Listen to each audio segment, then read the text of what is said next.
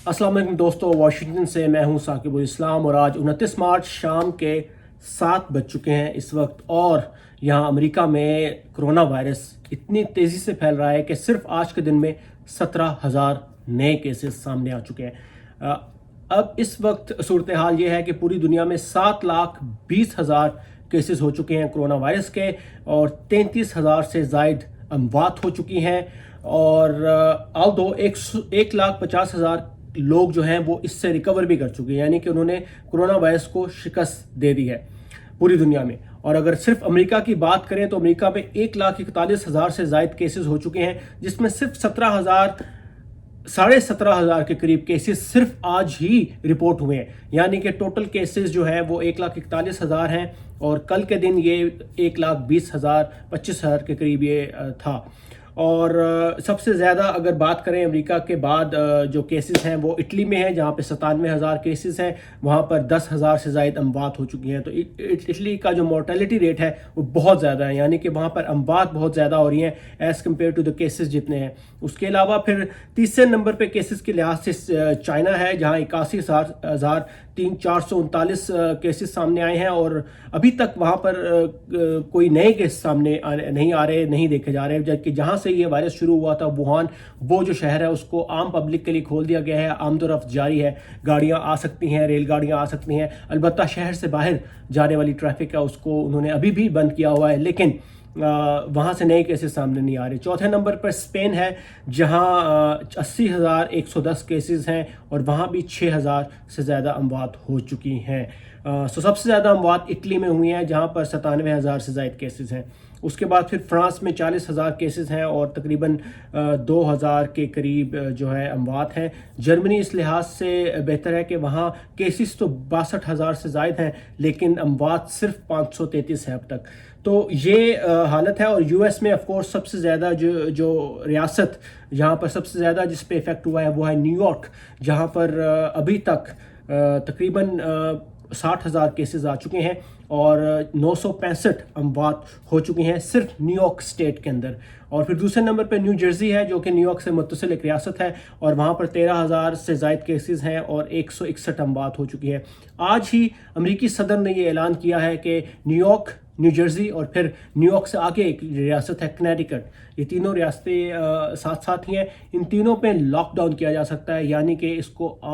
आमदोरफ्त के लिए बंद किया जा सकता है। अभी भी जो गाड़ियाँ वहाँ जा रही हैं या वहाँ से वापस आ रही हैं उनको स्पेशली जो है देखा जा रहा है। और जो लोग बाहर जा रहे हैं उन रियासतों से, इन 3 रियासतों से या उनके अंदर आ रहे हैं, उनकी टेस्टिंग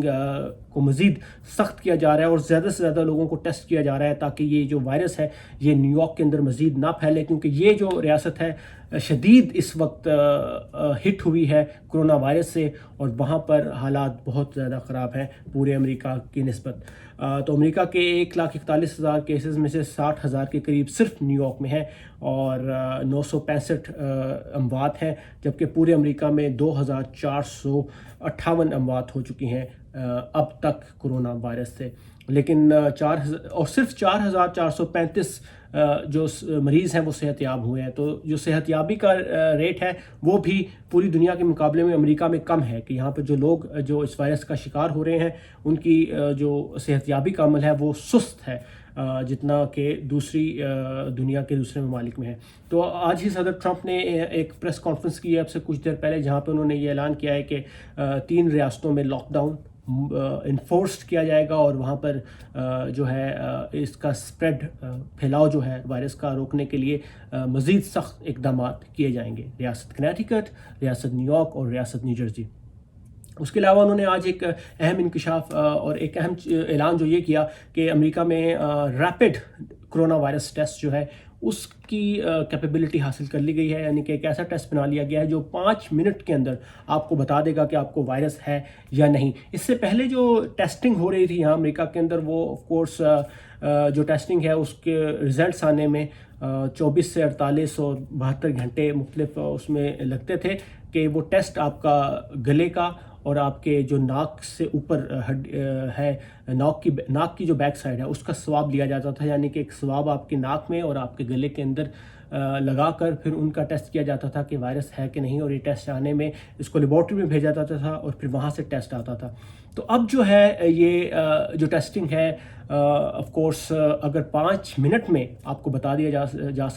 سکتا ہے کہ یہ ٹیسٹ جو ہے وائرس جو ہے آپ کے اندر ہے یا نہیں، تو یہ اس سے بہت زیادہ چیزیں تبدیل ہوں گی. اور جو کمپنی ہے جس نے یہ ٹیسٹ بنائے ہیں ان کا کہنا ہے کہ وہ ہر روز تقریباً 50,000 کٹس اویلیبل کرے گی لوگوں کے اندر. یہاں ورجینیا میں جو ہے امریکی ریاست ورجینیا میں جو کہ ریاست جو کہ بالکل واشنگٹن ڈی سی امریکی دارالحکومت کے ساتھ ہے، وہاں پر آج ہی 2 مزید اموات جو ہیں رپورٹ ہوئی ہیں. لیکن اگر دیکھا جائے تو پورے امریکہ کی نسبت وہاں پہ حالات ڈی سی جو واشنگٹن ڈی سی امریکہ کا دارالحکومت ہے، متصل ریاست ورجینیا اور پھر متصل ریاست جو ہے میری لینڈ، وہاں پہ حالات قدرے بہتر ہیں کمپیئر ٹو آف کورس دیگر ریاستیں جیسے کہ واشنگٹن اسٹیٹ جو ہے وہاں پر حالات سخت خراب ہیں اور وہاں پر 195 اموات ہو چکی ہیں. تو امریکہ اوور آل جو ہے اس سے نمٹنے کی کوشش کر رہا ہے، لیکن یہ وائرس جو ہے وہ پھیلتا جا رہا ہے اور یہاں پر آنے والے دنوں میں مزید سخت اقدامات دیکھنے کو ملیں گے. اور ابھی سے کچھ دیر پہلے میں نے ایک ہاسپٹلسٹ ہیں جو یہاں امریکہ میں ایک ہاسپٹل میں کام کرتے ہیں، ڈاکٹر، ان سے میری بات ہوئی تو ان کا یہ کہنا تھا کہ ڈاکٹروں کے لیے جو ہدایات ہیں وہ مزید سخت ہو چکی ہیں، یعنی کہ وہ اپنے جو گاؤن پہنتے ہیں، اسکرب پہنتے ہیں، وہ ہاسپٹل کے اندر ہی اتار کے وہ باہر نکلتے ہیں. ہاسپٹل میں اگر وہ کسی ایسے مریض کو دیکھ رہے ہیں جس میں سمٹمز ہیں تو ان کو گلوز، بلکہ ڈبل گلوز پہنائے جاتے ہیں. اس کے علاوہ وہ گاؤن پہنتے ہیں، پھر ماسک لگاتے ہیں N95 اور اس کے اوپر پھر ایک ہیلمٹ جس کو پروٹیکٹیو شیلڈ کہا جاتا ہے وہ پہن کر پھر وہ مریضوں کو دیکھتے ہیں. اور پھر اگر وہ جب مریضوں کو دیکھنے سے فارغ ہوتے ہیں ہر روز، تو اس کے بعد ان کا گاؤن ایک دوسرا شخص اتارتا ہے. ان کے جو پہلا لیئر ہے گلوز کا وہ اسی روم کے اندر جہاں پر انہوں نے مریضوں کو ٹیسٹ کیا تو وہاں اتار کر تلف کیا جاتا ہے، پھر باہر آ کر ان کو سپرے کیا جاتا ہے، ان کا دوسرا جو گلوز ہے وہ اتارا جاتا ہے. تو اس طرح کی جو پروٹیکٹیو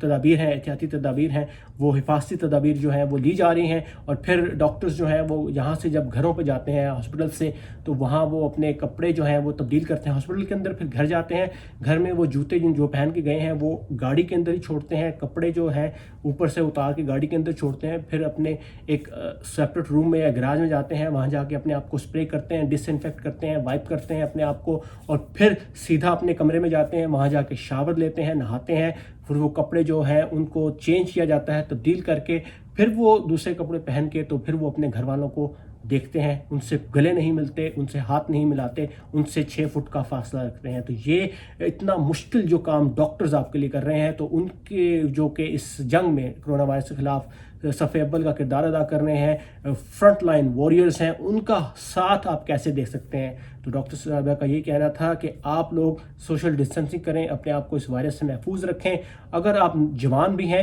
تو بھی آپ کا فرض بنتا ہے کہ آپ سوشل ڈسٹینسنگ کو زیادہ سے زیادہ آبزرو کریں اور لوگوں سے دور رہیں، اپنے آپ کو اس وائرس سے محفوظ رکھیں تاکہ دوسرے لوگ محفوظ رہیں. کیونکہ شاید آپ کا امیون سسٹم اسٹرانگ ہے، آپ